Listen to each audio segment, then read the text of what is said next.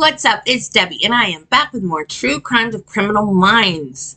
If you've never been to my channel before, welcome. What I do is I look at an episode of Criminal Minds, and then I talk about a true crime case that was either mentioned in the episode, similar to the episode, or a case that the episode was based on. And to my returning viewers, you guys know I love you so much. Thank you for always watching. And let's start talking about this episode. Season 2. We are still on Season 2. Ashes and Dust. I'm not a huge fan of this episode. And I don't really know why. I just don't care for it that much. It's sad. Maybe that's why I don't like it. I don't know. But it's about an arsonist. And I'm not going to even go into the plot because I just picked an arsonist story to do. He was mentioned in this episode, but I didn't realize it when I was trying to figure out who I was going to do for this episode. And I picked this guy. I didn't even realize he'd been mentioned in the episode. So this is the story of Paul Kenneth Kellar. He is the most prolific arsonist in American history. Let's get into it.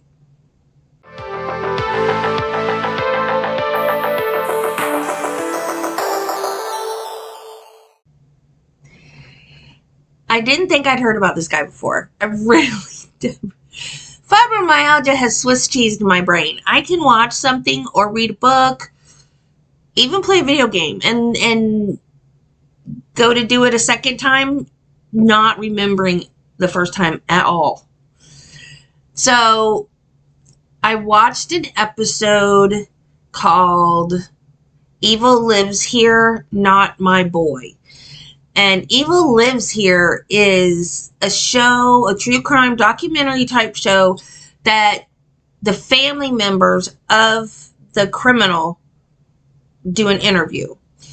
And so I got to hear firsthand out of his parents' mouths everything from the beginning. Because if you go to look him up on Wikipedia, there's almost nothing. It just says that he was an arsonist that set fires and got sent to jail. But hearing it from the parents, it's so much more complex. And it also, like, you know, the argument about nature versus nurture, it's just so weird because this was a good family, a good Christian family with moral values, and they did the right thing in this situation, and the kids still didn't turn out right. So that whole argument, I've always said it's a little bit of both, but this guy, like, he didn't get this from any of his role models. He didn't get this behavior from any of his role models, which makes you think that nature overpowered nurture. In this case, maybe? I don't know. That's a philosophical discussion for another day. But Evil Lives Here, Not My Boy. And the other thing that I watched was an episode of Forensic Files. And if you're a true crime fan, I'm sure you know what Forensic Files is. The episode is called Fireproof. So I had seen, not Fireproof, I had seen Evil Lives Here, Not My Boy, and totally forgotten about it. It's Season 2, Episode 1. If you want to check it out for yourself, it's very well done. It's a very good documentary. Between August of 1992 and February of 1993, Seattle and the surrounding areas were terrified that they could be the next victim of the fires that were being set. So it was Seattle, King County, Kittitas County, Snohomish County, and Pierce counties. So there were fires happening every night in this general area in Washington. And there was no pattern. The only pattern was the way they connected them is because he didn't use accelerant. They actually sent in dogs to sniff for accelerant, which I didn't know that was a thing, but that's kind of cool. And there was no accelerant used. And there was no pattern of what type of structure was being set on fire. Houses, trailers, businesses. He even set fire to a nursing home. And he didn't care if there are people inside or not. He just didn't care. He just wanted to set the fire. And he didn't even stay to watch all of them. It was like a compulsion. He felt like he just had to set fires. The other connection between all the fires was that they were set at night. So no accelerant, set at night. So that's how they connected them.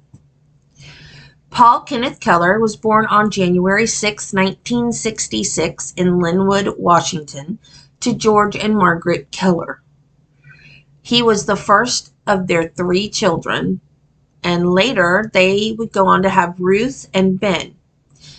They were a devout Christian family and attended Trinity Lutheran Church.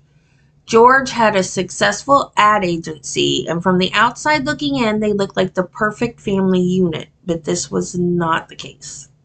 When Paul was born, he almost bled to death when his umbilical cord detached.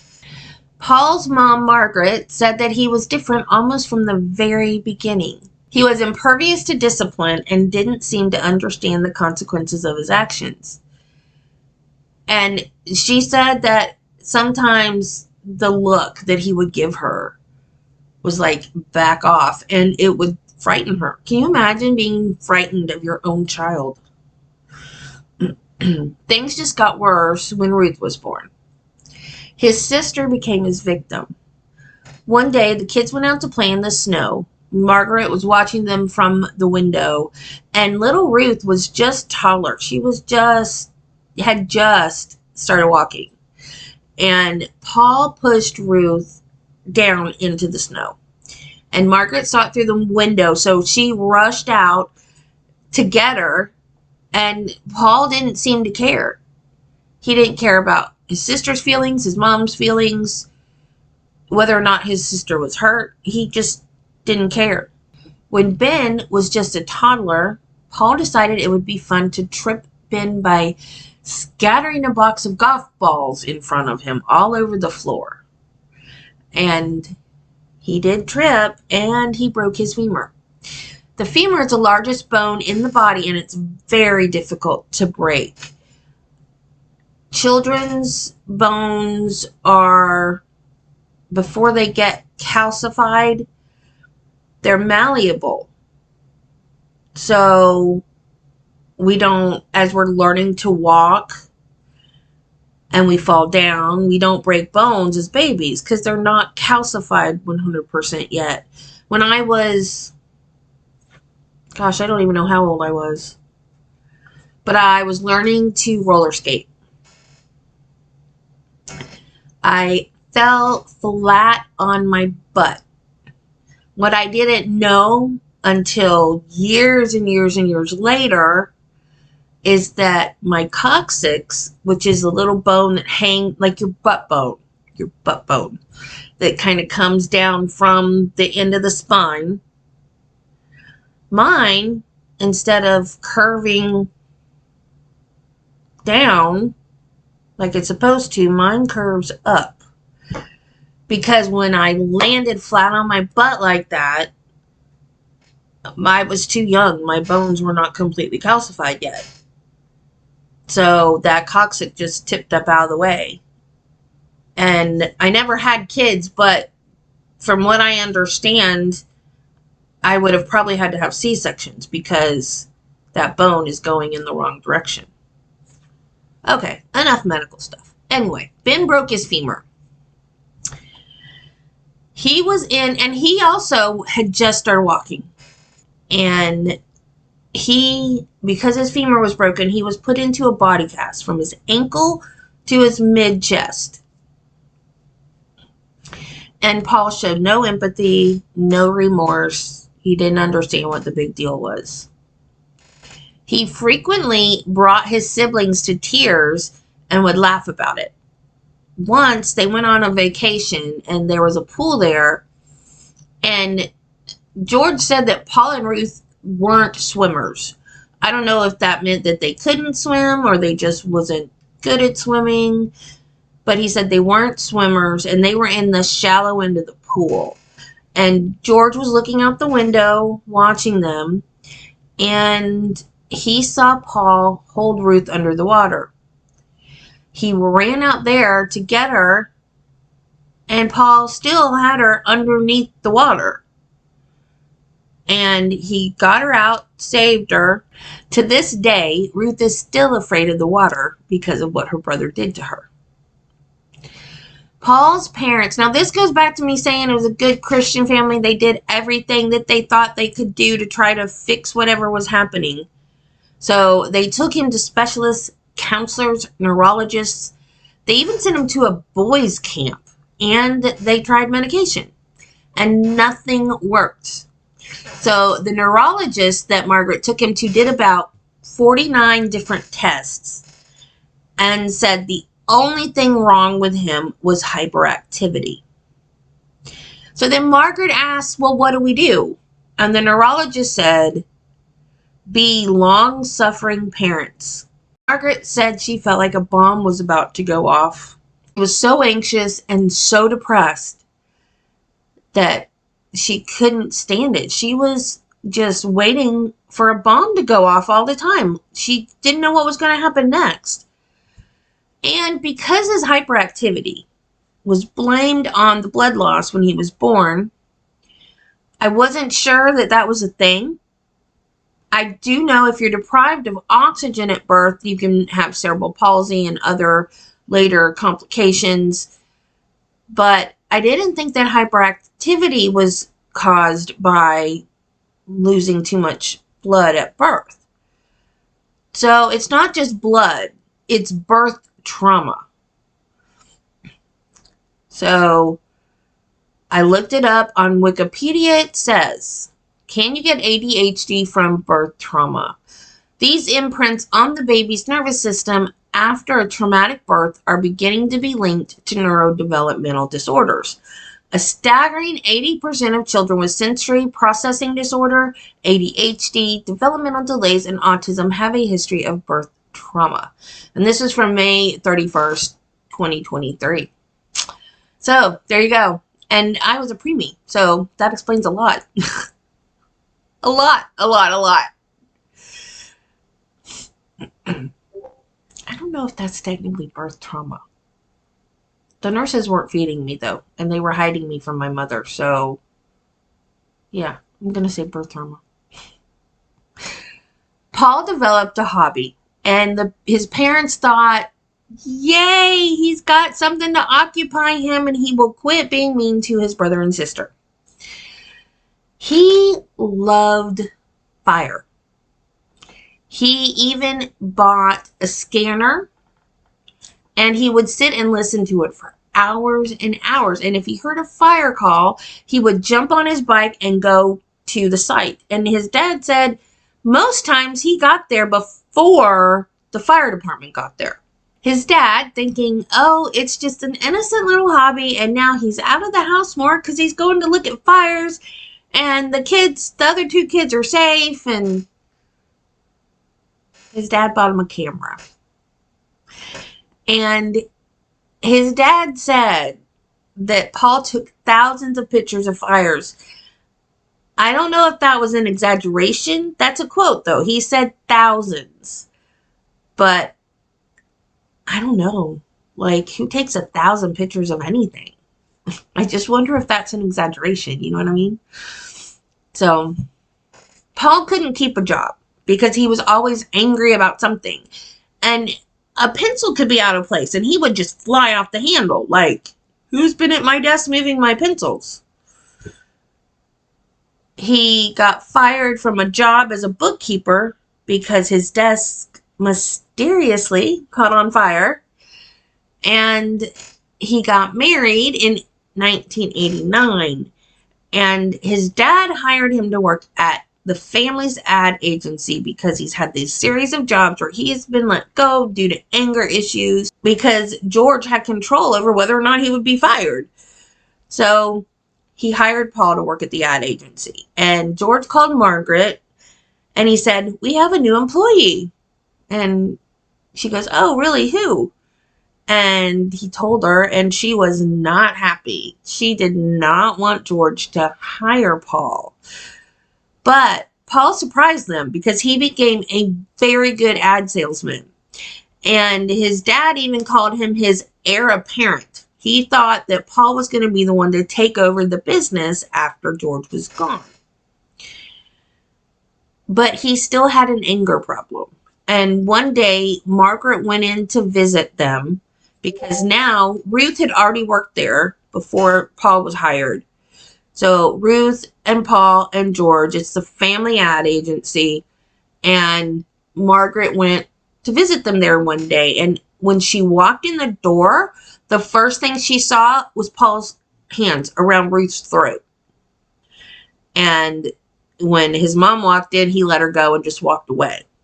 George did threaten to fire him because of his anger issues, but he never did.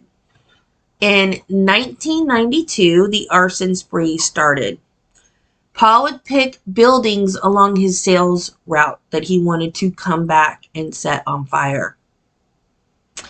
And then he would go back at night, and with only a cigarette lighter, he would ignite whatever flammable material was chest high. Sometimes he would make a teepee because there wasn't anything chest high, so he'd make like a teepee out of flammable stuff and then set that on fire. And he started taunting firefighters by setting fires in different areas in different counties at the same time. Like he would set one and then go the farthest away and set another one, knowing that there weren't enough firemen to cover all these fires that he was setting. He took his scanner with him in the car so he could hear the fire department. And he could hear them talking about him.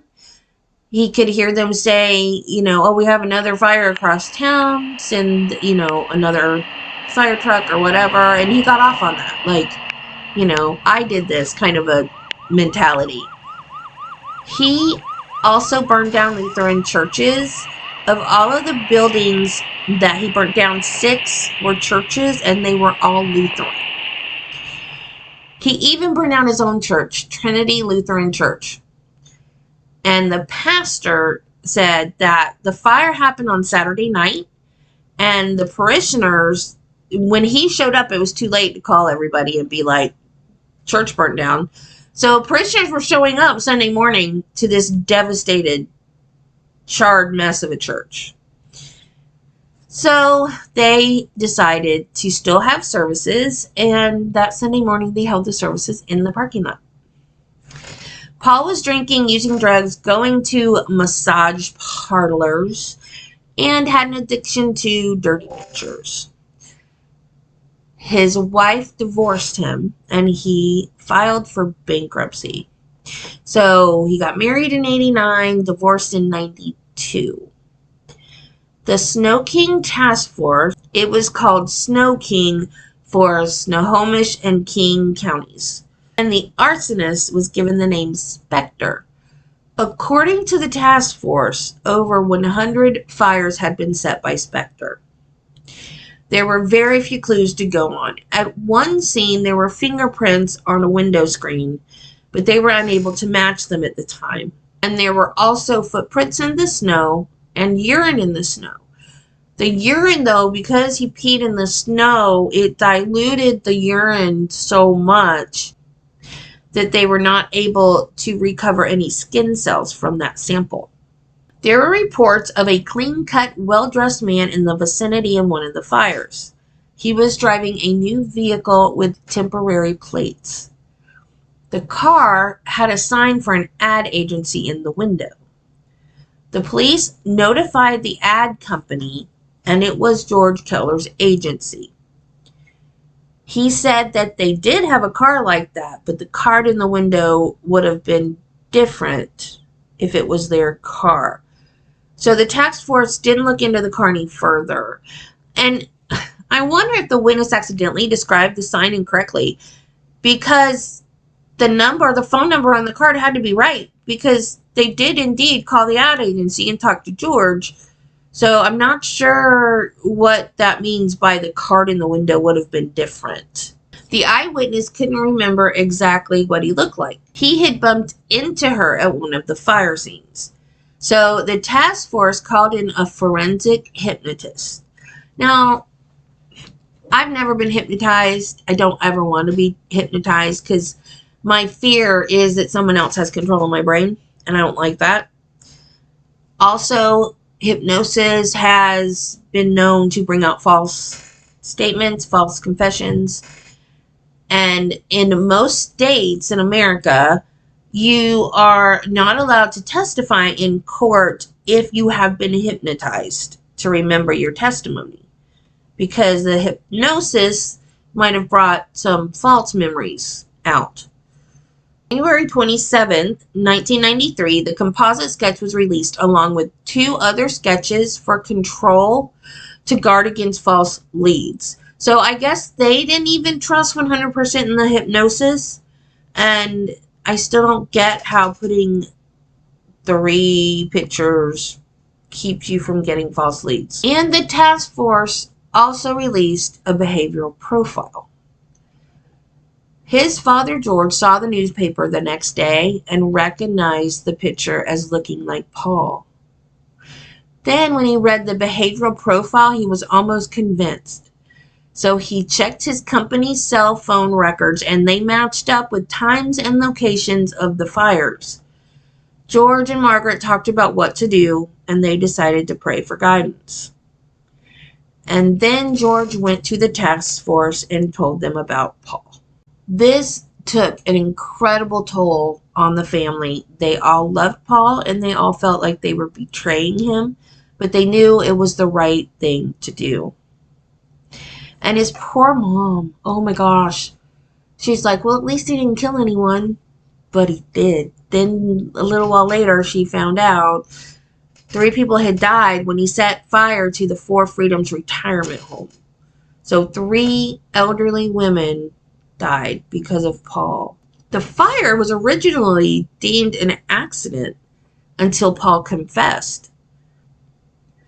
He was put under surveillance, and the family was told to act normal so they didn't tip Paul off. Paul's brother Ben knew that he wasn't being watched 100% of the time. Paul was able to slip their surveillance. So I guess on this Sunday morning, Paul and Ben were on their way to church, and I guess Ben realized that they weren't being followed, and he was thinking about warning him. He said he came very, very close to warning him. He said that he wanted to tell Paul to let him out and then just drive until he ran out of gas, and then gas up and then drive again. And the reason that he didn't was because it would be dishonoring his father's sacrifice to stop Paul. Now, I'm a Christian. I'm not shy about being a Christian. I've mentioned it before on the channel. And the Bible says to honor your mother and father. It does not say, when you're a child, honor your mother and father. No, it just says honor your father and mother. So, if you are a Christian and you go against your parents' wishes, even as an adult, that could be considered dishonoring your parents. And so Ben did not want that to happen. So he did not say anything, and he did not tip off Paul as much as he wanted to. Then George found out that Paul was going to leave town, and he didn't want him to relocate somewhere else and then continue setting fires and not be able to stop him. So George told Margaret to call him and say whatever she thought would bring him home. And she was so nervous and so upset, and she was trying to keep it out of her voice. But she called Paul and she said, please don't go south. We need you to come home. Please don't leave. And he came home. Again, honoring his mother's wishes. These kids were raised right. This is why I don't understand. So the family refers to the last time they were all together as the Last Supper, and Paul was late for that meal. So they were kind of worried that he was going to run again, that he knew something was going on, that he didn't trust his family. And he literally cried through the entire meal. Not like great big heaving sobs, but just like quietly weeping through the entire meal. And no one said anything. Because they knew, they just let him go. And I think probably at this point, Paul knows that it's over. So he got up to leave, and he gave his dad a huge bear hug for a long time, like more time than you normally hold a hug. And George said that it was like he knew. And I think he probably did. Paul was arrested on February 6th. They handcuffed him and walked him through the police station, making him go through a room with an evidence board with pictures of all the fires he had set. Now, this is something that cops do with narcissistic type criminals. If they can be like, oh, we love your work, you have us all baffled, that sometimes they will actually confess because they're like, oh, they like my work, so I'm going to tell them all about it. But that's exactly why they say that, because that's exactly what they want them to do. So he's brought through this room with all the evidence of his crimes, and they take him to an interrogation room, and his dad's in there. George got up and hugged him, and when he did, he whispered in his ear, "It's all over. Tell them the truth." At first, Paul said he was innocent. The cops now have brought Paul through the room with all the evidence. His dad has told him that he knows, and he's still saying he's innocent. After about 15 minutes of that, Paul confessed. He confessed to 76 of the fires. Then he even took the police to some of the crime scenes and told them how. Of the same year, he pleaded guilty to 32 counts of arson. I love legal stuff, and I almost wish that I got some legal education, because I do not understand how you can confess to setting 76 fires, but then only get found guilty of 32. So now they knew that he had set the nursing home fire and that he had killed 3 people. So he was charged, after he's already been charged and sentenced for the fires, he was charged with 3 counts of murders, and he pleaded guilty. This is another legal thing I don't understand. He pleaded guilty to 2 counts of murder and took an Alford plea on the 3rd count.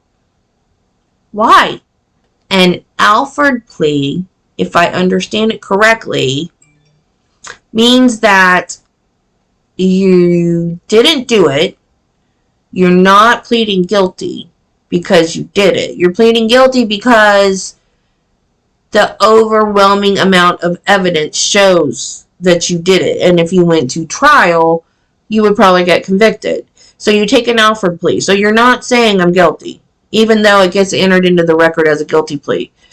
But why would you plead guilty to 2 counts of murder and then take an Alford plea on the 3rd? And all these women lived in the same building that was set on fire.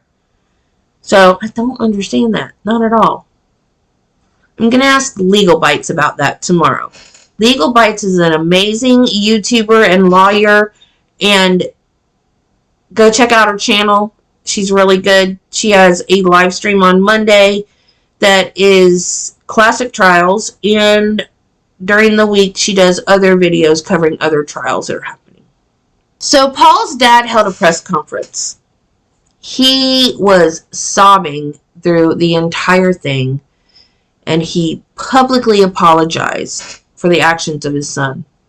And he got $25,000 reward money for turning Paul in, and then he turned around and gave that to the Trinity Lutheran Church that his son had gutted. Paul received sentencing for the 3 deaths in 1994. He was sentenced to 99 years to be served concurrently with the 75 years he got for the arson. He will not be eligible for parole until 2079, when he will be 113 years old. So I think it's safe to say that he's never going to get out of prison.